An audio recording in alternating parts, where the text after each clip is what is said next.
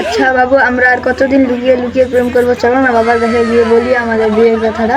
সাদিয়া, এখনো তো আমার চাকরিটা হয়নি, তোমাকে বিয়ে করে খাওয়াবো কি? আমাদের বিয়েটা হয়ে গেলে আমরা দুজন একসঙ্গে চাকরি করবো। না সাদিয়া, আমি বিয়ের পর তোমাকে চাকরি করতে দেবো না। তুমি আমাকে বিয়ে করবে কিনা আগে সেই কথাটা বলো। আচ্ছা, আমি এখন তোমাকে বিয়ে করে খাওয়াবো কি বলো তো? আমি এত কিছু জানি না, তুমি এখন আমার বাবার কাছে বিয়ের কথা নিয়ে চলো।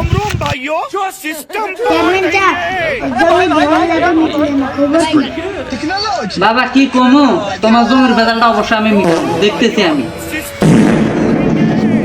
বাবা, আমি এই ছেলেকে ভালোবাসি, আমি একে বিয়ে করতে চাই। তুই রাস্তা থেকে যে কোনো ছেলে আনবি, বলবি ভালোবাসি, আমি কি তাকে মেনে নিব?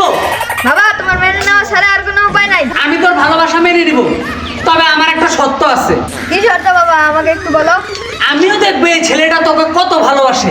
এই ছেলে আমার মেয়ের জীবন থেকে সরে যেতে তুমি কত টাকা নেবে বলো? চেয়ারম্যান সাহেব, আমার ভালোবাসা কোনো শাকসবজি নয় যে আপনি টাকা দিয়ে কিনে নেবেন। আমি আমার জীবনের থেকে সাদিয়াকে বেশি ভালোবাসি। আমি তোর সেই ভালোবাসাটা কিনতে চাই। বল, তোর ভালোবাসা বিক্রি করতে কত টাকা নিবি তুই? চেয়ারম্যান সাহেব, আমার ভালোবাসা কেনার সামর্থ্য আপনার নাই। তোর ভালোবাসা কিনার সামর্থ্য আমার আছে কিনা আজকে তোকে সেইটা দেখাবো আমি। বল, আমার মেয়ের জীবন থেকে সরে যেতে তুই কত টাকা নিবি? আমার মেয়ের জীবন থেকে সরে যেতে তোকে আমি 1 কোটি টাকা দিব। যা, চলে যা তুই। চেয়ারম্যান সাহেব, আমার ভালোবাসা এত সস্তা নয় যে আপনি 1 কোটি টাকা দিয়ে আমার ভালোবাসা কিনে নেবেন। তোর ভালোবাসা কিনতে পারবো কিনা দেখ এখন।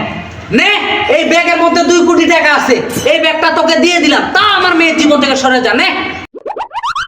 বাবা, আমার ভালোবাসা এত সস্তা না যে তুমি এই টাকা দিয়ে কিনতে পারবে আমার ভালোবাসা।